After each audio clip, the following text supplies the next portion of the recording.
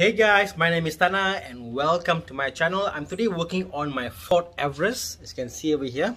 This is going to be my first mod on the Fort Everest, and that's what's happened down there. Let's have a look. So, what is this? This is a roof rack I bought on the cheap.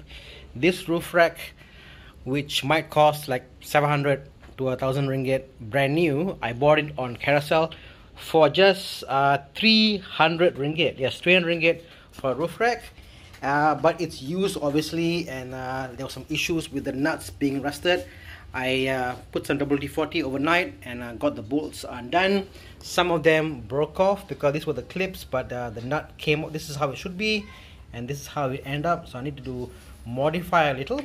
But other than that, no problem. I've managed to open them.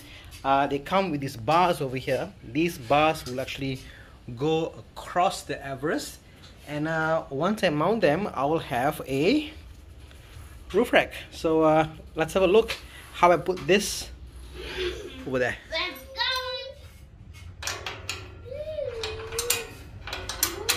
It's amazing how simple tools can get the job done. This is obviously a loop head nut and a spanner wrench, and this is a open end. And I guess the benefit of this is that you can go back and forth without having to take it out and putting it back in. Because if you use this, obviously each time you go, you got to find a way to align it, and it may not be as easy, or you might have the space to go back. So that's why you use this, or we use this. So let's say you're working on a tight space and you can't actually get the spanner out and turn back in. Well, with this you can work in a tight space and you can just do that. Yeah. Okay, I'm working with one hand here, so forgive me. Oh, this is tight.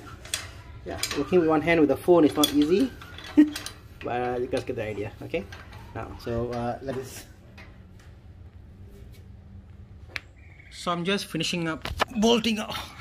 So I'm just finishing up tightening these bolts, and basically how it works is, let me go on top and show you.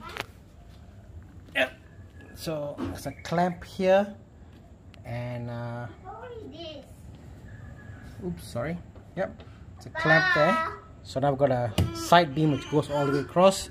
I probably want to cut this off, make it smaller so it's more flush. But time being, I'll leave it here because I got another idea of putting something on this side. I don't think I'll hit any car if I come this way, so I've got to be careful because this is quite sharp. But yeah, so one beam there, and then next we can get the that roof rack. So you saw here there's a piece of rubber, and question is, where do I get the rubber? Well, here I used the strap from an old slipper to make the rubber, and now I'm cutting the bottom of the sole here, just slice up.